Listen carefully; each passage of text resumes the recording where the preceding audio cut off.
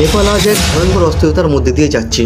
সামাজিক মিডিয়া বন্ধ করা, দুর্নীতির বিরুদ্ধে আন্দোলন, বহু মানুষের মৃত্যু, শেষমেশ পদত্যাগ করতে হলো নেপালের প্রধানমন্ত্রী কেপি শর্মা ওলিকে।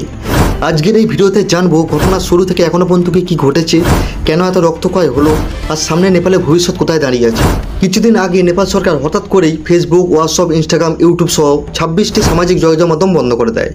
সরকার বলেছিল এইসব প্ল্যাটফর্মে ভুয়া খবর ছড়ানো হচ্ছে আর এতে আইন শৃঙ্খলা খারাপ হচ্ছে, কিন্তু সাধারণ মানুষ এই ব্যাখ্যা মানতে রাজি হয়নি। তাদের অভিযোগ আসলে সরকার দুর্নীতি আর কেলেঙ্কারি ঢাকতে এই পদক্ষেপ নিয়েছে। সবচেয়ে বেশি ক্ষুব্ধ হয় তরুণ প্রজন্ম, যাদের বলা হচ্ছে জেনজি। তারা মনে করে এটা তাদের কণ্ঠরোধ করার চেষ্টা। প্রথমের দিকে ছোট ছোট বিক্ষোভ হলেও দ্রুততা ছড়িয়ে পড়ে পুরো দেশ জুড়ে। রাজধানী কাঠমান্ডু, ললিতপুর সহ বড় বড় শহরে লাখো মানুষ রাস্তায় নামে। তারা স্লোগান দেয়, দুর্নীতি বন্ধ করো, সোশ্যাল মিডিয়া চালু করো। সরকারের বিরুদ্ধে তাদের ক্ষোভ দিনে দিনে বেড়ে যায়। শান্তিপূর্ণ মিছিলের মধ্যেই পুলিশের সঙ্গে সংঘর্ষ শুরু হয়। পুলিশ টিয়ার গ্যাস ছোড়ে, লাঠিচার্জ করে, এমনকি গুলিও চালায়। এই সংঘর্ষে অন্তত 19 জন নিহত হয় এবং শতাধিক মানুষ আহত হয়। বিক্ষোভ শুধু রাস্তায় সীমাবদ্ধ থাকেনি, ক্ষুদ্র জনতা সংসদ ভবনে হামলা চালায়, ভবনের ভেতরে আগুন লাগিয়ে দেয়। অনেক রাজনৈতিক নেতার বাড়িঘরও ভাঙচুর হয় ও আগুনে পুড়ে যায়। এমনকি কিছু সরকারি দপ্তরেও জ্বালিয়ে দেওয়া হয় আগুন। এমন পরিস্থিতি আগে খুব কমই দেখা গেছে নেপালে। মনে হচ্ছিল দেশটা যেন গৃহযুদ্ধের দিকে যাচ্ছে। এই ভয়াবহ পরিস্থিতিতে চাপ সামলাতে পারেনি প্রধানমন্ত্রী কেপি শর্মা ওলি। তিনি অবশেষে পদত্যাগ ঘোষণা করে দেন।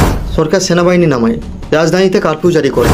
তবে জনগণের তীব্র চাপে সরকার বাধ্য হয়ে সামাজিক মিডিয়ার ওপর থেকে নিষেধাজ্ঞা তুলে নেয়। কিন্তু ততদিনে ক্ষোভ এতটাই বেড়ে গেছে যে শুধু নিষেধাজ্ঞা তোলা দিয়েই মানুষ শান্ত হয়নি।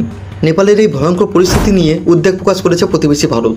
ভারতের পররাষ্ট্র মন্ত্রণালয় জানিয়েছে, ভারতীয়দের এখন নেপালে যাওয়া বা বাইরে বেরোনো এড়িয়ে চলা উচিত, কারণ পরিস্থিতি এখনও বিপজ্জনক। যে কোনো সময় ভয়ঙ্কর ঘটনা ঘটতে পারে। এছাড়া সীমান্ত এলাকাতেও নজরদারি বাড়ানো হয়েছে।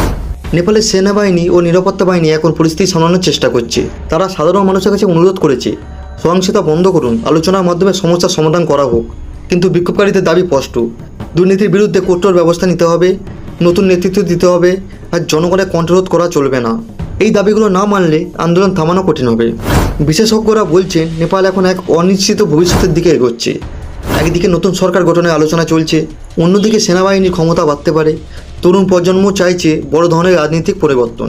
প্রশ্ন হলো, নেপালের রাজনীতি কি সত্যিই পাল্টাবে, নাকি আগের মতো আবারও দুর্নীতি আর অস্থিরতা চলতে থাকবে? সামাজিক মিডিয়া বন্ধ করা থেকে শুরু করে প্রধানমন্ত্রীর পদত্যাগ, সব মিলিয়ে নেপালের পরিস্থিতি এখন খুবই জটিল। পুরো দক্ষিণ এশিয়ার নজর এখন ওই ছোট্ট পাহাড়ি দেশটির দিকে।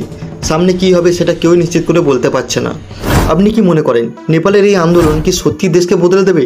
কমেন্টে লিখে জানান। আর আমাদের ভিডিও যদি ভালো লেগে থাকে তাহলে ভিডিওটাকে একটা লাইক করে দিন আর চ্যানেলটা সাবস্ক্রাইব করে নিন। তো দেখা হচ্ছে পরের ভিডিওতে। ধন্যবাদ।